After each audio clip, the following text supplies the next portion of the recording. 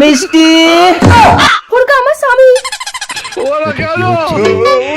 কি ব্যাপার স্বামী কাছ থেকে চলে এলে কেন?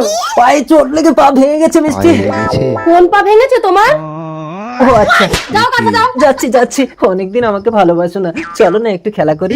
ও এই জন্য তুমি পা ভাঙার বাহানা করে বাড়ি আসছো? ওসব আমার আর ভালো লাগে না, যাও কাছে যাও। শালা বউ কেন আজকাল আমাকে পাত্তাই দেয় না। কেসটা কি, আমাকে ধরতেই হবে। আজ আমি এই দরজার পেছনে লুকিয়ে থাকবো। হ্যাঁ বউ, আমি কাজে যাচ্ছি।